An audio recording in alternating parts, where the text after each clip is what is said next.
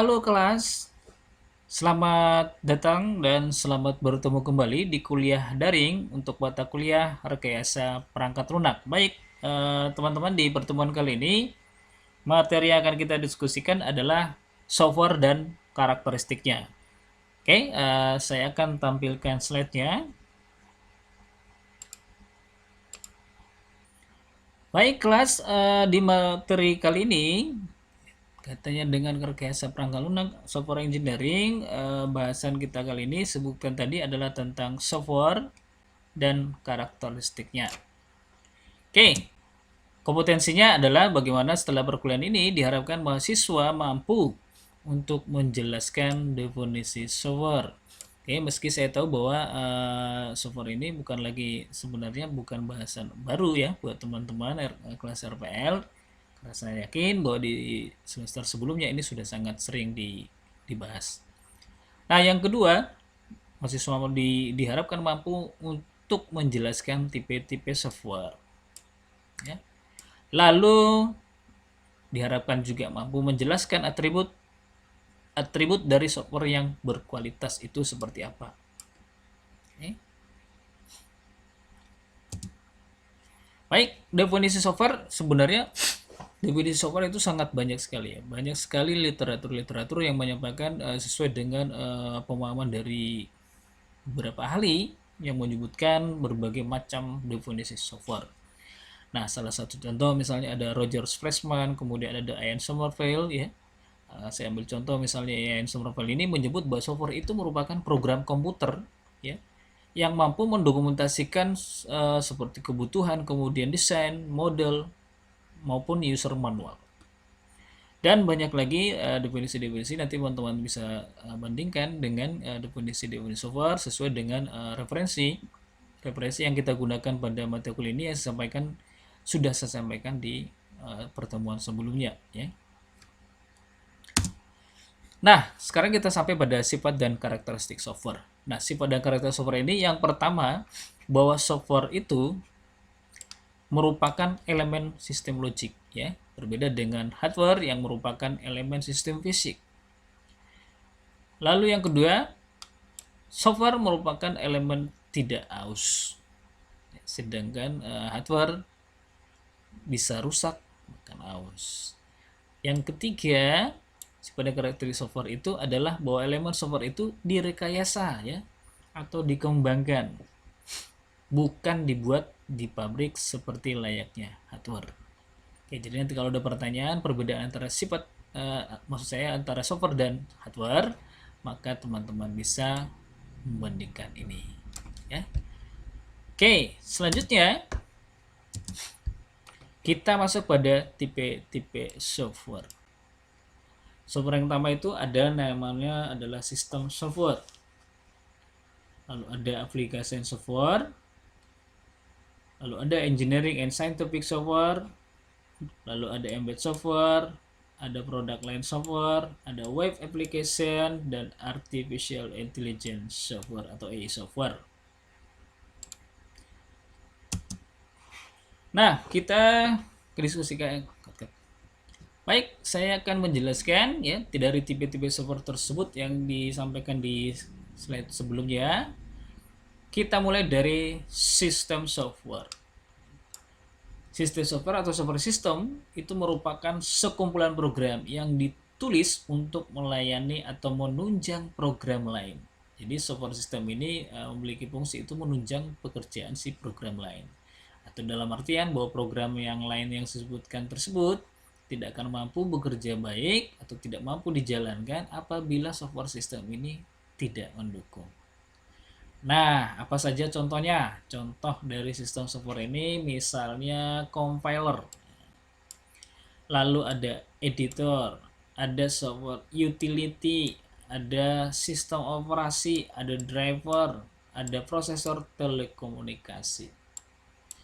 Baik, saya contohkan misalnya sistem operasi. Bahwa sistem operasi mendukung program lain ya. Saya contohkan misalnya bagaimana teman-teman ketika mengakses misalnya sebuah program Microsoft Word misalnya untuk mengetik sebuah laporan, Maka kalau sistem operasinya belum ada, maka Microsoft Word tersebut tidak bisa digunakan. Artinya bahwa sistem Microsoft Word tadi dia tergantung terhadap sistem operasi. Maka sistem operasi ini memberikan atau menunjang program Microsoft Word tadi agar mampu digunakan. Oke ya. Nah, berikutnya adalah application software.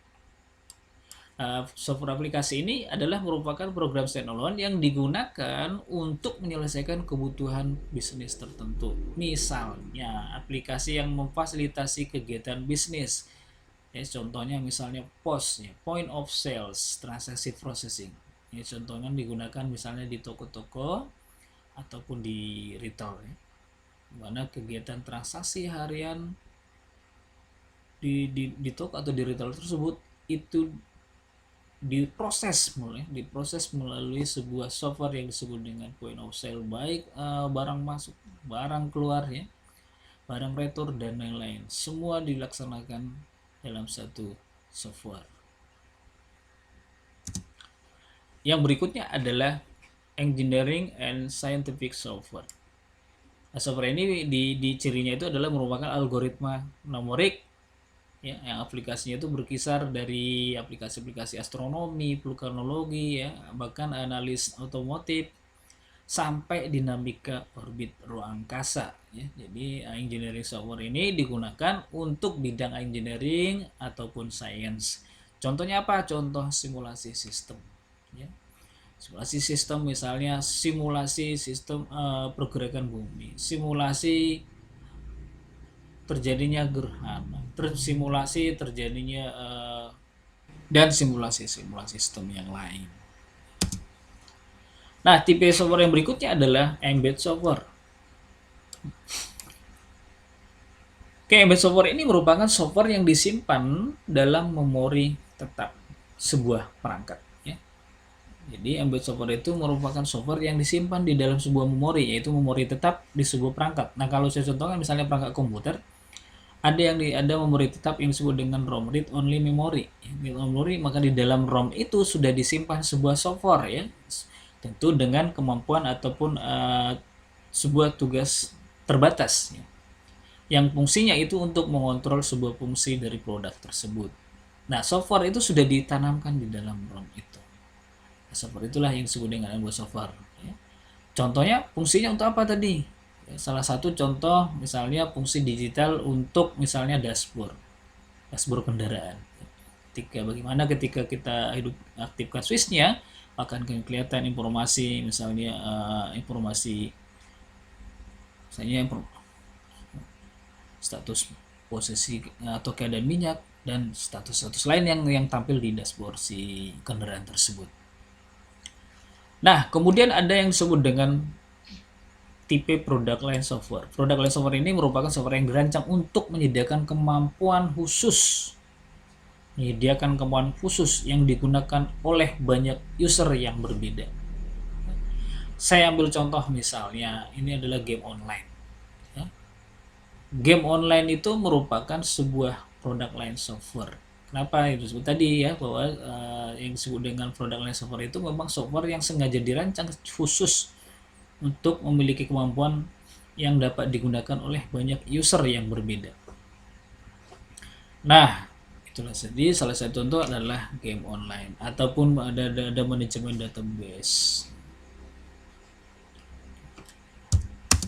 Yang berikutnya, tipe software yang berikutnya adalah web apps atau web application. Web application ini merupakan software yang sudah berpusat pada jaringan. Software ini menyajikan informasi berupa teks dan grafik, ya. Web apps tidak hanya menyediakan fitur standalone, fungsi komputasi dan konten kepada end user-nya, tetapi juga terintegrasi dengan database perusahaan dan aplikasi bisnis. Nah, kalau saya contohkan misalnya yang paling dekat, ya, dengan teman-teman, yaitu si ACAD kita, ya. Si ACAD itu merupakan kategori application di mana si softwarenya sudah ditanamkan atau dipusatkan atau berpusat pada sebuah jaringan yang kita sebut dengan server. Lalu ada yang disebut dengan AI software. AI software ini saat ini sedang sangat berkembang sekali, ya, karena tidak lagi hanya digunakan di perusahaan-perusahaan teknologi, komputer, tapi juga di hampir semua segmen ini sudah banyak digunakan. Oleh karena itu, kebutuhan dari AI software ini semakin hari juga semakin meningkat. Nah, ciri software ini adalah software yang banyak menggunakan algoritma non-numerik dalam memecahkan masalah yang sangat kompleks. Jadi tugasnya itu memecahkan masalah yang sangat kompleks yang sebenarnya itu sudah tidak mampu lagi dianalisis dengan komputasi biasa. Maka itulah hadirnya dia si AI software ini. Nah, saat ini bidang-bidang AI yang software ini yang sangat berkembang itu adalah yang paling berkembang itu ada yang salah satunya adalah expert system atau knowledge based system ya. Nah, bidang aplikasi lain dari software ini adalah pengenalan citra dan suara, image and voice pattern recognition ini. Ini sekarang juga sedang berkembang ya. Lalu ada pembuktian teorema neural network dan ada juga game. Game juga sudah banyak menggunakan software ini ya. Nah, berikutnya kita mengenal beberapa atribut penting kaitannya dengan yang disebut dengan good software atau software berkualitas. Nah, apa kategori dari good software atau good software berkualitas ini? Nah, kita perlu mengenal beberapa atribut. Salah satunya adalah atribut yang pertama yaitu bahwa software dikatakan good software itu apabila software tersebut mampu memberikan fungsinya dengan baik, fungsi dan performanya dengan baik kepada pengguna. Atau dengan kata lain, software tersebut harus memberikan manfaat atau bisa digunakan oleh si pengguna sesuai dengan kebutuhan mereka. Ya. Jadi bukan sesuai keinginan si pembuat software, ya, sesuai kebutuhan pengguna. Kebutuhan ya, bukan keinginan pengguna, karena keinginan pengguna itu unlimited. Ya. Nah, yang kedua atributnya itu adalah maintainability. Maintainability ini adalah bagaimana perangkat lunak itu harus ditulis sedemikian rupa sehingga dapat berkembang mengikuti dinamika di lapangan. Nah, kenapa ini sangat penting? Nah, kenapa ini sangat penting? Bahkan maintainability ini disebut sebuah atribut yang sangat penting ya. Maintainability itu merupakan atribut yang sangat penting. Kenapa? Karena perubahan perangkat lunak itu merupakan persyaratan yang tak mungkin terhindarkan. Ya. Tidak mungkin terhindarkan dari lingkungan bisnis yang setiap saat yang kemudian kemungkinkan setiap saat dia bisa berubah. Oleh karena itu, agar mampu memenuhi kebutuhan pelanggan yang terus berubah tadi, maka salah satu atribut ini harus dipenuhi agar dia disebut dengan good software. Jadi jangan kalau bikin software itu sekali bikin untuk selamanya, nggak laku. Software tidak akan bisa digunakan lagi apabila digunakan buatkan sekali tak bisa dirubah. Kenapa? Karena disebutkan tadi dinamika yang terjadi di lapangan, kebutuhan informasi di lapangan itu harus bisa disesuaikan dengan kemampuan si software. Oleh karena itu, atribut yang salah satu yang harus dipenuhi untuk menjadi good software itu harus memenuhi maintainability-nya. Baik, yang berikutnya atributnya adalah dependability. Dependability ini merupakan perangkat lunak yang dapat dipercaya. Jadi perangkat lunak tersebut harus dipercaya baru dia disebut dengan good software.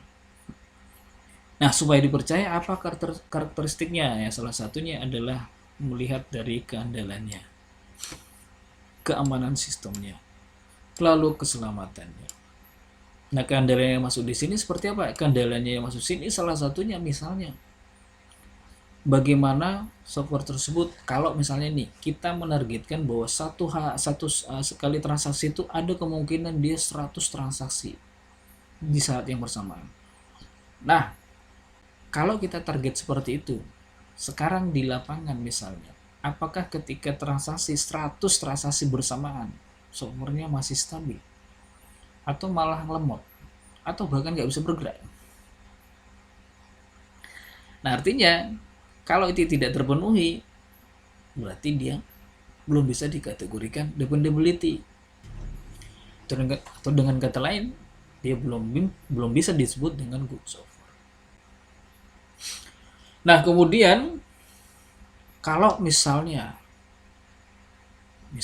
ada terjadi pemadaman sumber daya listrik, ketika dijalankan softwarenya terjadi pemadaman sumber daya listrik. Nah, ketika terjadi pemadaman tersebut, bagaimana keadaan si software? Apakah dia masih tetap bisa dijalankan atau bahkan tidak bisa dijalankan lagi?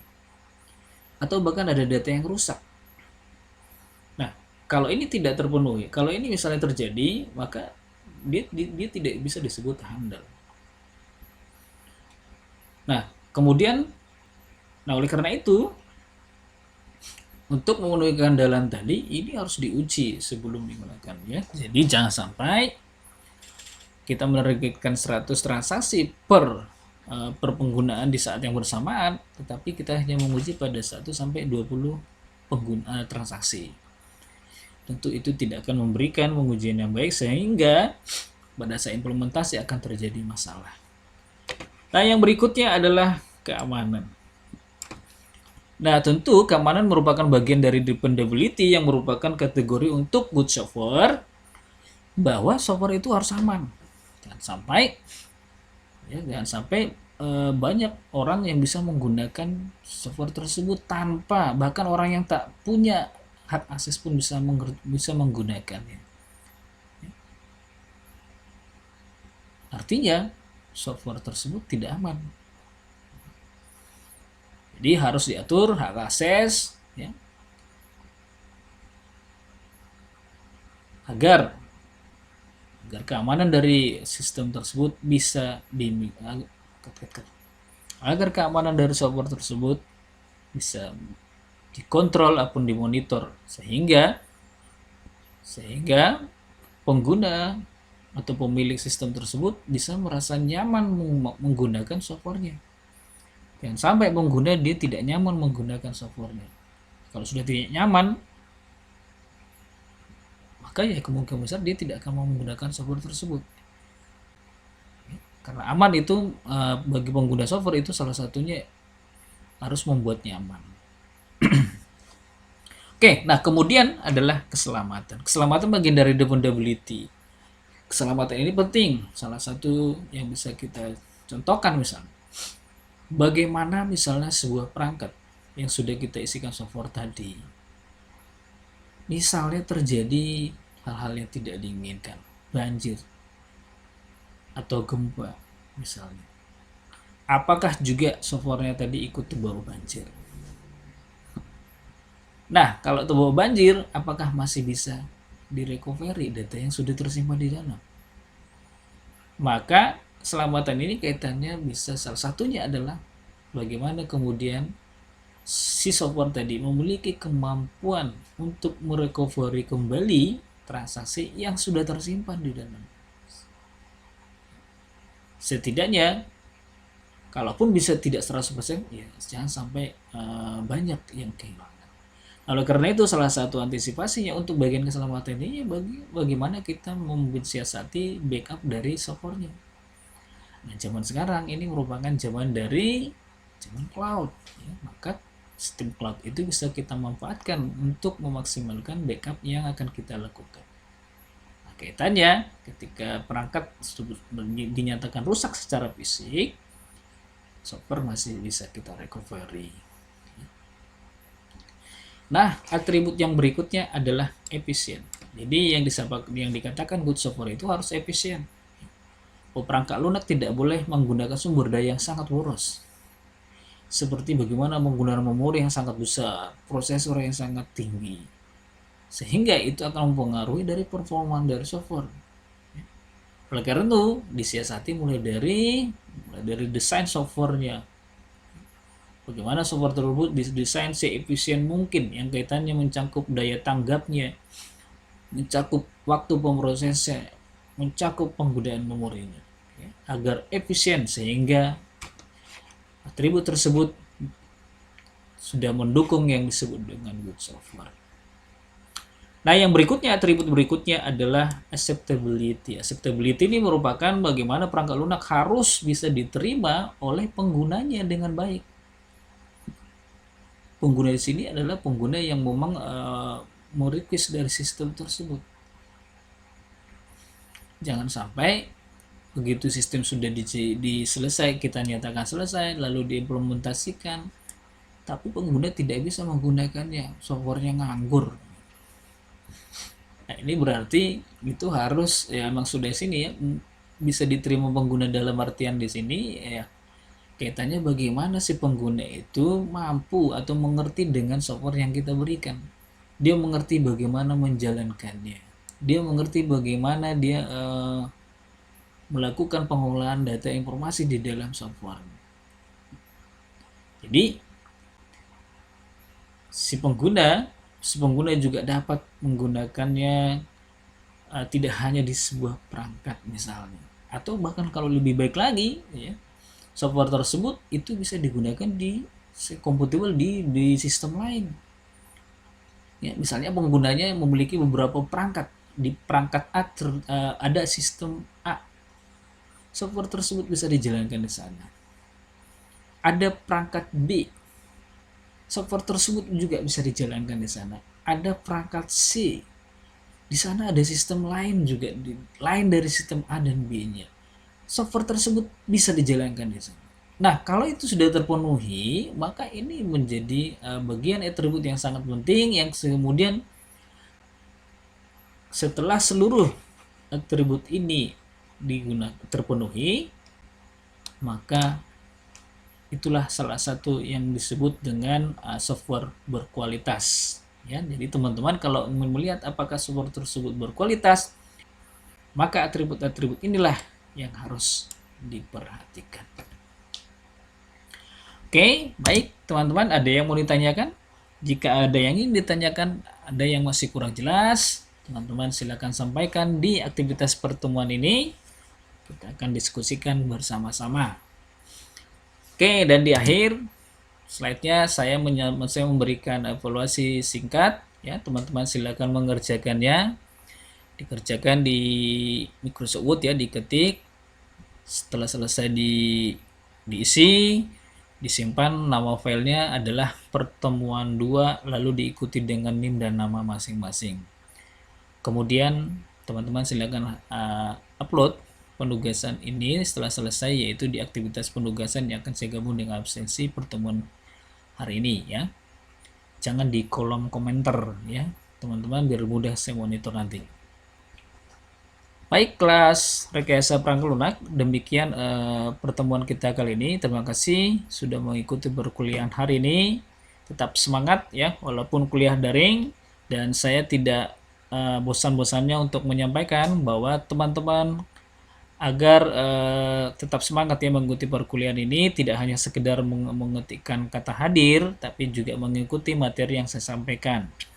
Oke, baik, di akhir pertemuan kali ini saya menyampaikan teman-teman agar tetap memperhatikan protokol kesehatan ya dimanapun kalian berada, tetap jaga stamina dan tetap semangat. Oke, salam sehat.